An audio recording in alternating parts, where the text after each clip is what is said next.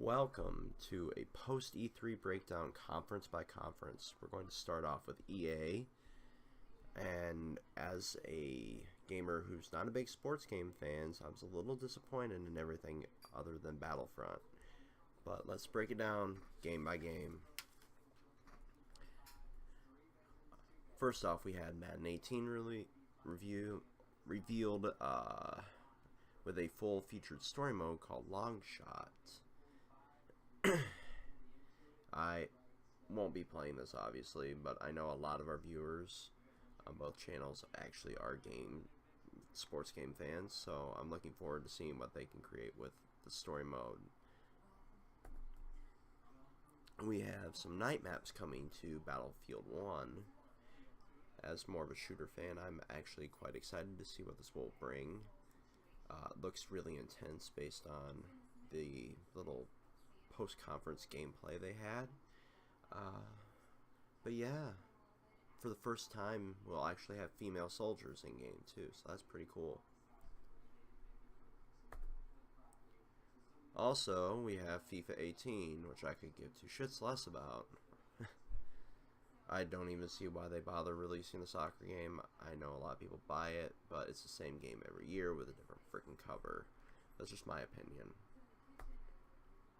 Need for Speed Payback looks more like a Fast and the Furious game. This actually might be the first racing game outside of Forza that I buy in a long time, just based on how intense it looks.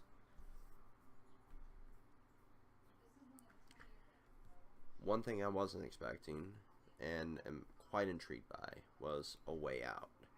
This game looks like it's straight out of the Prison Break series.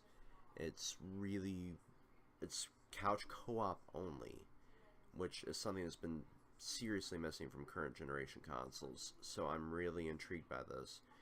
Each playthrough being really different. It's by the same development team that made Brothers: A Tale of Two Sons, and that was one of my favorite games of that year, so I'm really looking forward to this. I'm hoping there's a demo soon, but I'm kind of doubting it because it seems like it's almost done, and indie developers would rather just shell out the game and hope for the best. But based on the footage that was shown at the press conference, I'm really super looking forward to this game. Let us know in the comments what you think of this.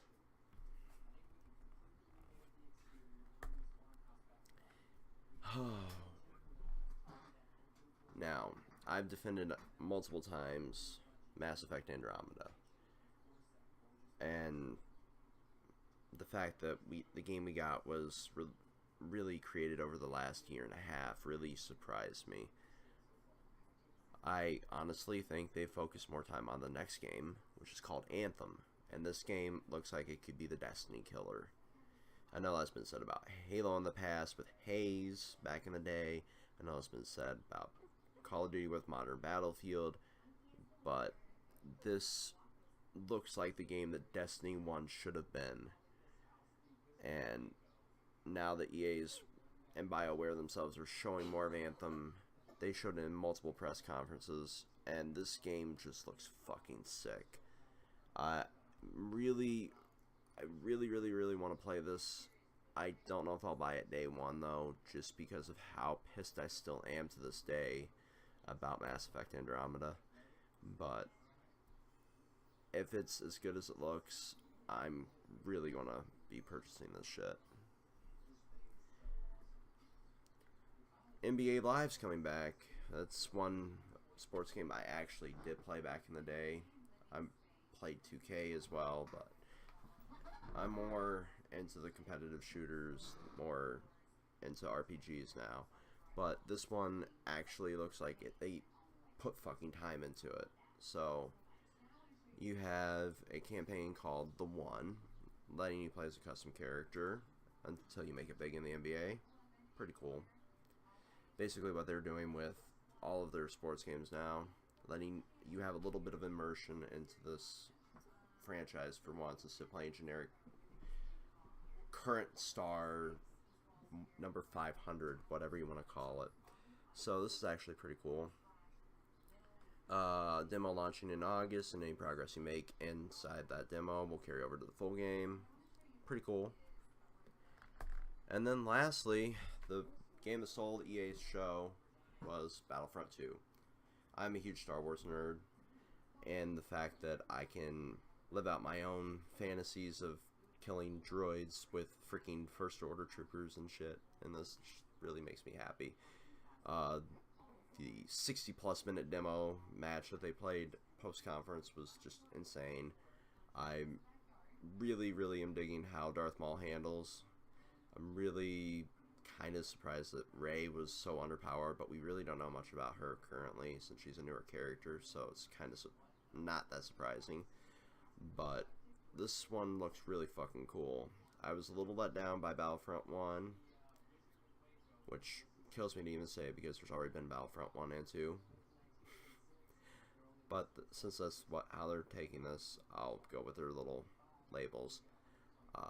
We have microtransactions probably, since all the content is going to be free. And there's, well, pretty much confirmed, if you're going to release content free, there's going to be fucking loot boxes. It's just how it is now. We know that we'll have Captain Phasma, we'll have Finn released with the first content pack. Hopefully we don't have to grind for hours and hours and hours to get a class hat like we did before. But yeah, that's the EA breakdown. Next up we will have Ubisoft, and stay tuned for that video, uploading shortly. Peace.